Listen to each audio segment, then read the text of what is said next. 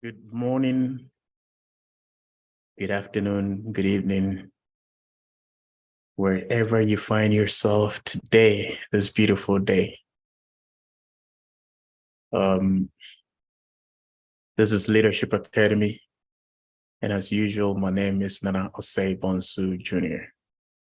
Today is another day where we're going to continue with our discussions on the corruption in Africa. As most of you know, we started last week looking at the ANAS principles of fighting corruption in Africa. What we learned from our discussions last week was the fact that in an extreme conditions, you need some extreme measures to counter the extreme conditions.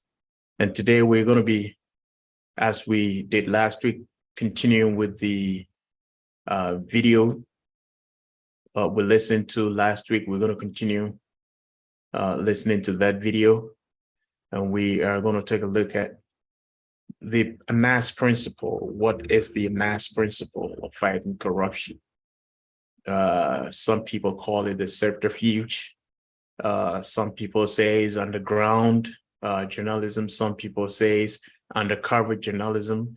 Some people say that it's an entrapment journalism, whatever name you give to it. It's a means of exposing corruption within the continent of Africa. And as we established, that corruption is not just an African thing or an African endemic. Corruption is a human attribute. So anywhere you find human beings on this planet Earth, you're going to find corruption. You're bound to find corruption. But what makes the difference is the fact that if a society or a community realizes that they live within the human system, then they have to develop systems that can curb, that can help structure some of the human behavior, the excesses of our human behaviors. And so that is what we are encouraging our politicians in Africa to be doing, to set up systems to be able to help. Some people need help, help people to stay within the lanes of doing the right thing. So if people are held accountable for their actions, if people are recommended or commended for their actions, it helps in a progressive society. And as some societies have been able to develop those systems to be able to help structure and groom human activity, we are also employing our politicians in Africa to do same. And it looks like we have tried most measures and they aren't working. And so some of us subscribe to the extreme measures to be able to expose or to be able to deal with some of these quote unquote stealing in the continent of Africa. And today, as I said, it's going to be a discussion. So if you have a dissenting opinion, we ask that you table them and we, George, all will discuss it, and we all learn from each other. Before we start, I just want to go ahead and state our mantra as usual. Creativity and inventions are not by the color of one's skin. I want to repeat, creativity and inventions are not by the color, they are not done by the color of one's skin, but by an educated mind.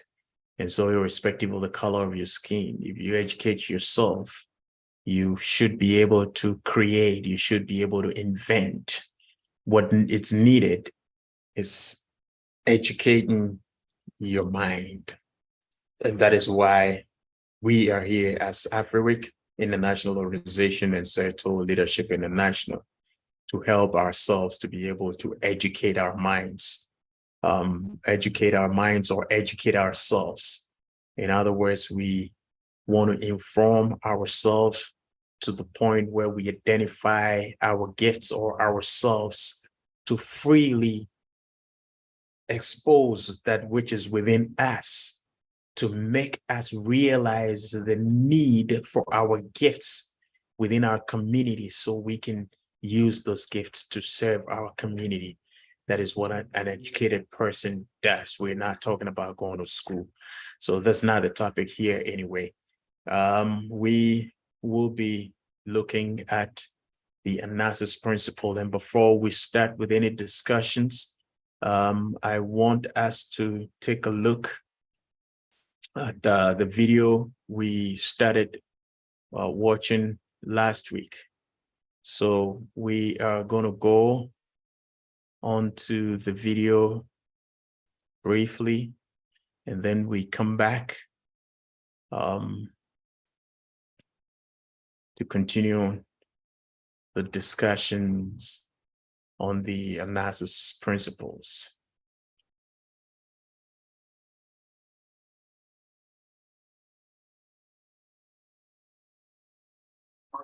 Stepping on some pretty big toes. I love to have a question again. I'm saying in the course of doing what you do, you must be tripping on some pretty big toes. Well, are you not afraid? Sure, that's normal. There are people trying moments in this profession, and there is this phase, it's permanent, and it's not something that you can say that there is perhaps a nice spot. It's going to be there.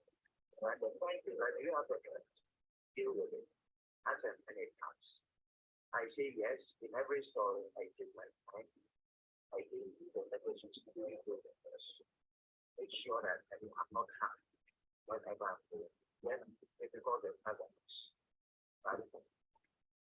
The kind of dispensation that we are in, we don't only leave the country to politicians or civil society as journalists who ought to be able to contribute in a meaningful way to society develop totally.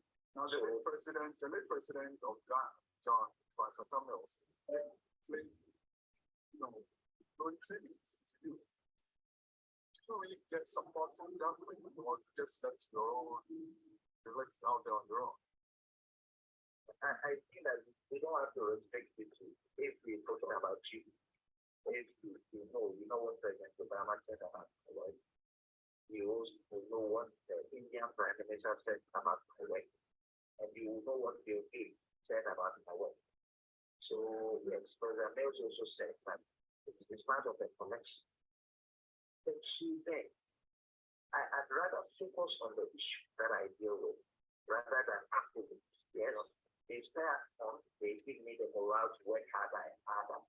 But it must not induce in me a sense of complacency. The key point is that there are masses who are suffering, and the kind of tool and technology we have,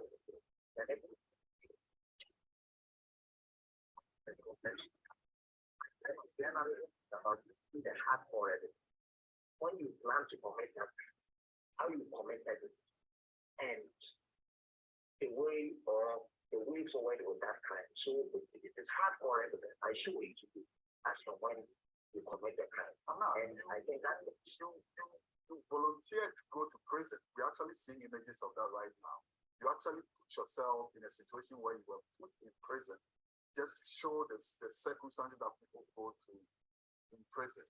At another point, you took drugs and stuff like that at a mental hospital where you allege that the nursing staff were actually feeding the inmates with drugs. Can you tell us about these two things among a few other things that you've done? Well, one of the key things I keep saying to myself is that I don't want people to decide my story and say that then you allege that. The evidence is strong. It's just from the word allege. Well, And the I'm practicing journalism now, so I'm just being cautious. I hope you're no, I definitely, I'm not finding fault with you, but I'm using your premise. So that this was the same thing I had, that because I didn't want anybody to say alleged to my work, I make sure that I get the right kind of evidence so that when anybody is talking about it, it's seen and believing and knowing that it happened.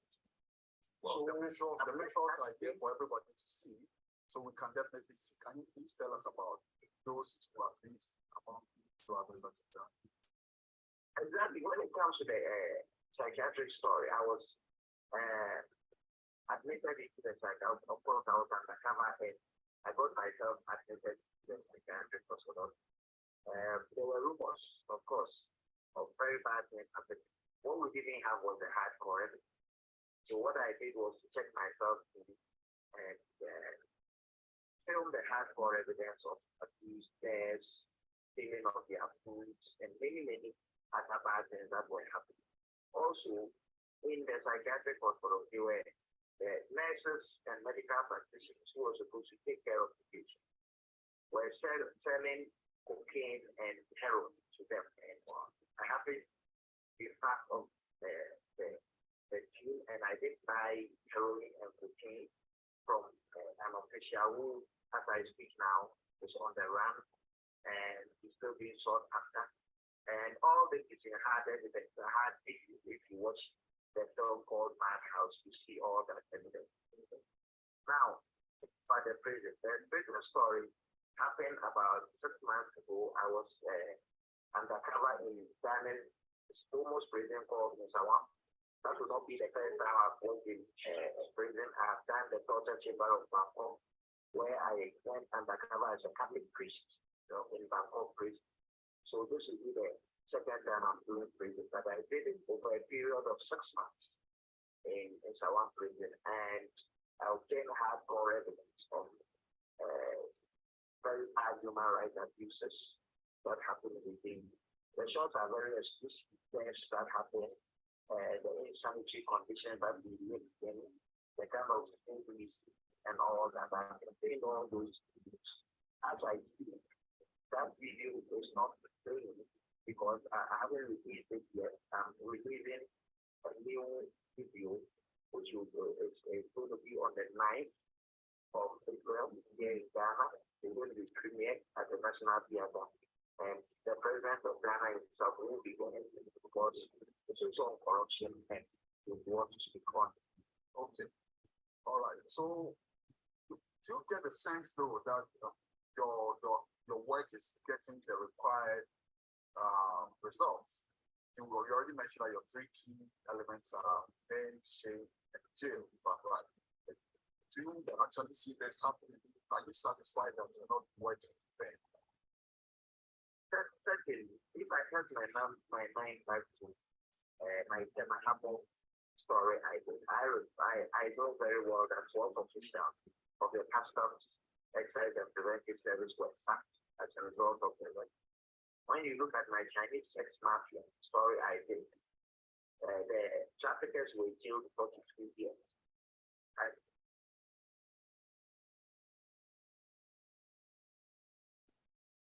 Okay, we are back, and I technically want to take a look at what he terms the hardcore evidence.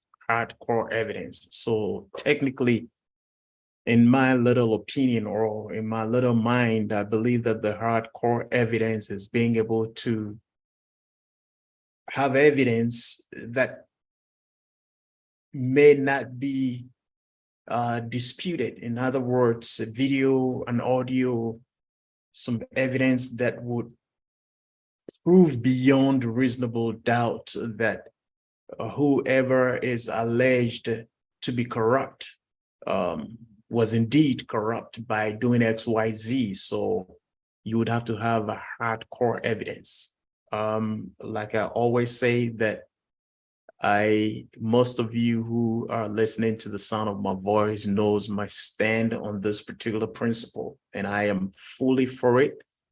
I'm not going to shy away from it. I am fully for it, because if I look at the gravity of corruption and what it's causing in Africa, and my understanding of leadership, if you really want to serve the people, then I believe that you have to go through the vigorous and the rigors of making sure that you are really prepared to serve the people. And so I don't care what you're taking through to be proven. If you call it entrapment, if you call it a subterfuge, if you call it undercover, whatever means. Last week, Prof made mention of the fact that when they are talking about water yam, the river pra goes to sleep. He's fast asleep. Why? Because he's allergic to water yam. So he's not going to bother himself to even come listen to whatever you're talking about concerning the water yam. And same way, if you believe that you are clean, if you believe that you are not corrupt, you are not going to worry about you being entrapped or whatever people would want to term it. So that is my stand. Now, let me go back to the hardcore evidence thing I wanted to draw our attention to. He made mention of the hardcore evidence. How many times, I just want to, I know this is a very emotional topic, but I just want us to cap our emotions a little bit for a second, and let's put on our thinking caps now and start processing. How many times have we heard about corruption in certain areas within the government, the church, the schools? I mean, some of these institutions, how many times have we heard about corruptions? And yet, we still cannot do anything about it.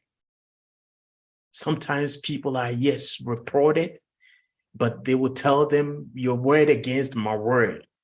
I mean, who is to be believed here? It's your word against my word. And you see, one thing that makes me emotionally attached to this particular topic is the fact that people's actions lead to the destruction of the continent. It leads to the destruction of the future, not just to the current status quo or the current African continent, but it leads to the destruction of the future. Why? Because the foundations that are supposed to be built for future generation to build on is being eaten up, is being destroyed. Those foundations are being knocked off its pillars by the custodians of our resources, the people who were supposed to be able to know where to coordinate and cultivate resources for the betterment of the people, for the building of a society, a progressive society. These people are not doing what they're supposed to be doing. And yet it is our mandate that gives them the comfort and the power they are enjoying. It is our mandate. So they're supposed to be looking out for our future. They're supposed to be looking out for our welfare, our future, our children's future. And they're not doing it. And people are dying. Dreams are being shuttered. So that is why I am so passionate about this. And so, as I was saying, if it becomes your word against my word. And mind you, we don't even have equipped institutions that are dealing with these issues. So yes, we hear the politicians talk a lot about it.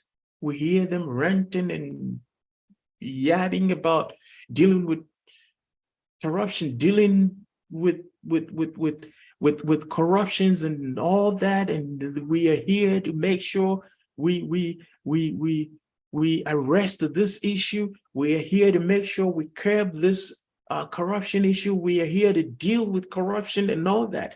They say all manner of things about corruption, dealing with corruption. And at the end of the day, we don't see anything. We don't see the fruit of all the verbal promises they made. We don't see them.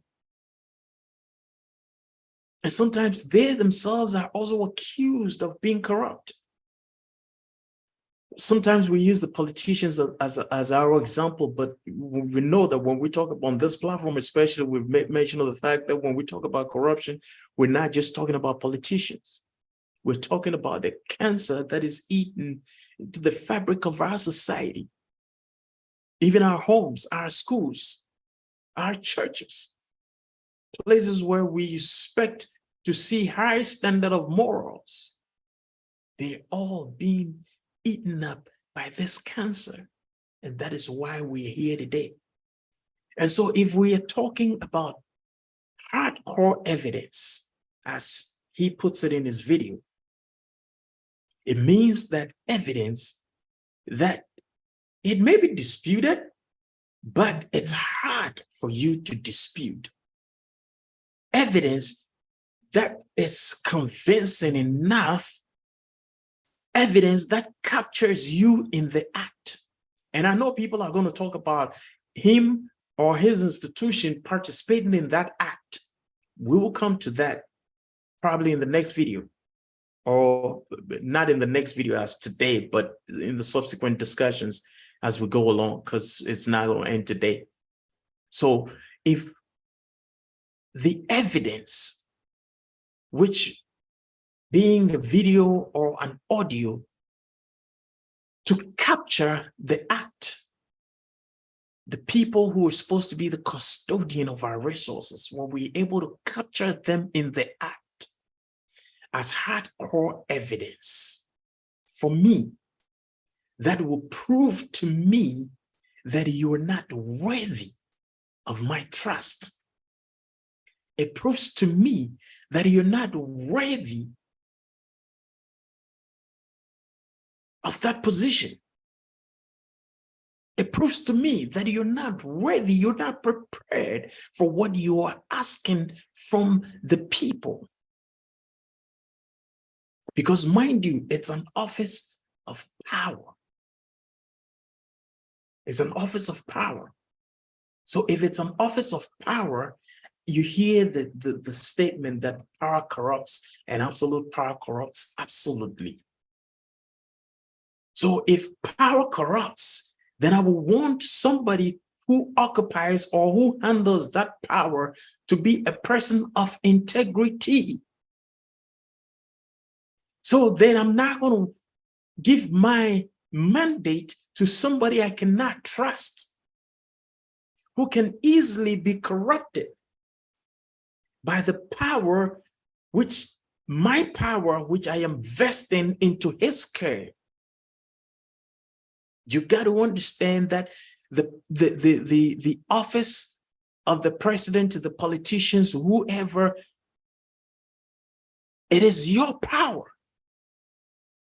The office they are occupying, it's your office. It is your power. It is my power. We are vesting our power into the hands of somebody to make decisions. In other words, to decide our future for us. And so if we cannot trust such a person, then where do we go from here as a people? And so for me, that hardcore evidence is needed. And in my opinion, in my humble opinion, if every single individual who is seeking the mandate of the people for any kind of position of power is taken through this process, I will be excited. It probably might not be able to happen, but I would be excited that hardcore evidence is captured on anybody who comes to seek the mandate of the people to exercise that office in favor of that people. If such a person is taken through this hardcore evidence, whatever you may call it, entrapment, whatever process, to come out as refined or proven to be trustworthy, I would love that. Especially when it comes to the resources. You see, one thing we have to understand, I believe that those of us who don't think that it's a process that needs to be upheld or it's a process that needs to be held, one thing we have to understand when we're talking about leadership, we're talking about cultivation and coordinating of resources. Somebody who has that ability to be able to coordinate, to cultivate and coordinate resources. And so if we can't trust such a person with the resources, how are we going to give our mandate to such a person? I just want us to start thinking on such lines. The definition of leadership, if we're talking about leadership, somebody is a leader. It is somebody who cultivates and coordinates resources. And so resources are very vital in the execution of our leadership gifts. Resources, they are very vital. It is the key point of our execution of leadership gifts. So if you cannot be trusted with resources,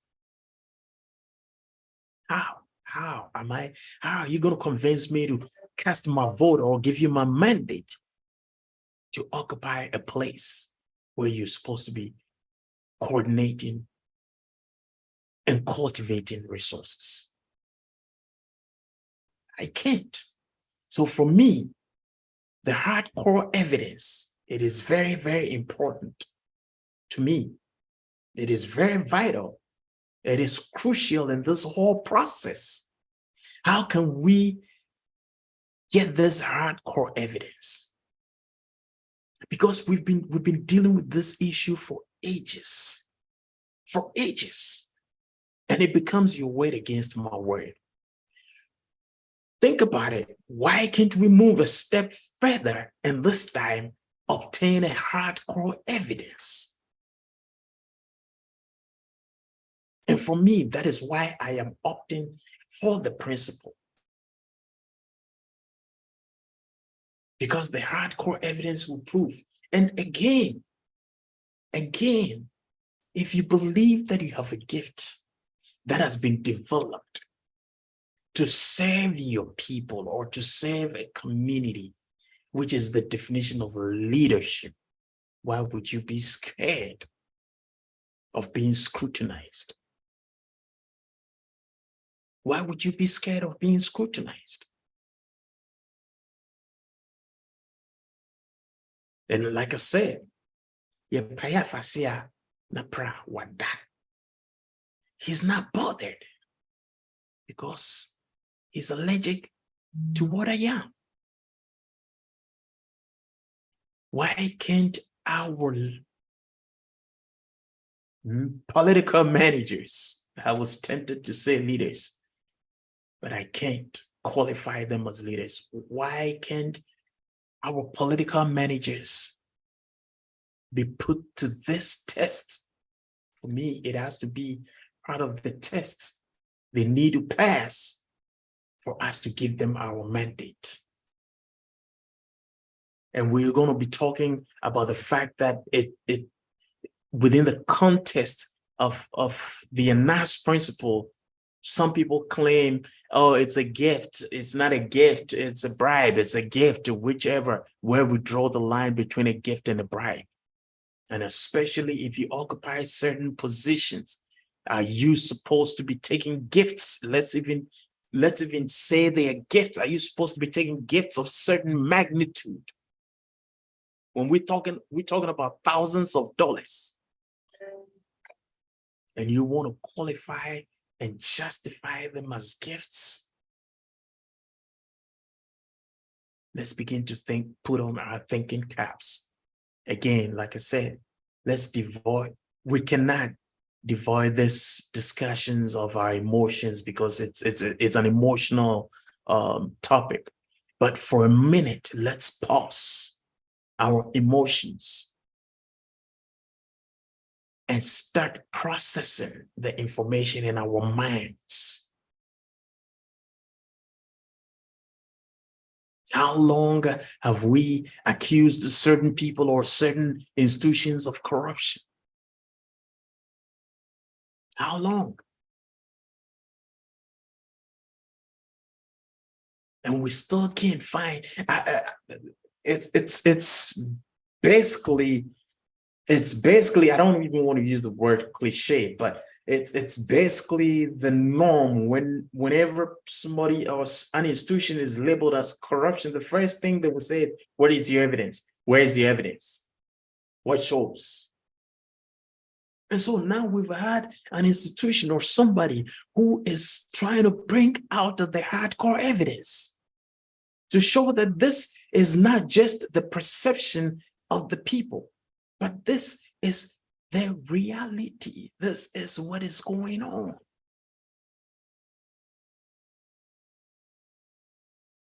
This is what is going on. A friend of mine died because they could not find or they could not allocate a bed to him when he was sick at the hospital. The bed could not be allocated to him when he was sick.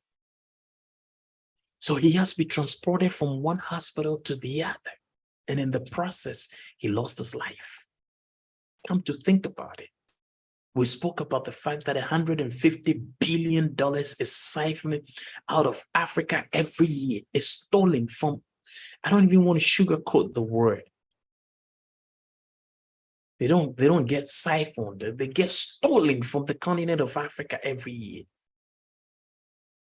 That money could have afforded him a bed in the hospital, for him to be treated in the hospital.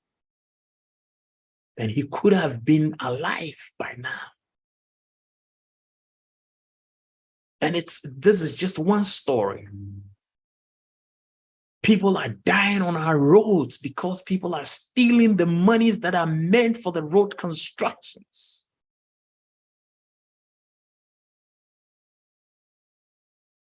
Lives and properties are being destroyed because of this cancer called corruption. And for how long are we going to sit and debate what process are we going to use to expose the perpetrators of these cancer within our communities and in our society? Wasting our resources, the resources of our children and our children's children, being stolen by a few crooks to enrich themselves.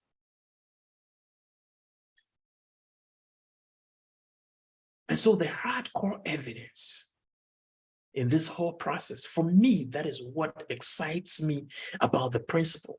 The hardcore evidence in this whole process is what is missing in the fight against corruption. I know I most of the time promise to stay within 30 minutes, but sometimes it gets overboard. But today I'm going to end here. It's a little over 30 minutes, but I'm going to end here. We're going to continue this discussion next week. It is very, very important. We'll continue playing the video for the interview so we know where he is coming from and whether we should subscribe to his principle or not. But once again, I want to thank you very much for dedicating some time for Leadership Academy today. And please make sure you invite a friend to invite another friend, share the videos. Some people will say because we want to get likes. No, because we want people to hear. We want people to get into the discussion, because that is the only way we can learn and move forward. My name is Nana Osei Bonsu Jr. of Afriwic International Organization and Certo Leadership International. Once again, thank you for your time and your attention. If you have any dissenting opinion, questions, comments, anything you want us to discuss concerning this particular topic, you can also send us a message on Facebook. You can also go to our website, www.afriwic.org. You can also send us an email through our website. You can also send us a text message, WhatsApp message, and we'll respond accordingly. I want to say thank you so much again. We will meet you here on this platform, same time next week to continue this discussion. Stay safe and make sure you educate yourself and educate your community. Bye-bye.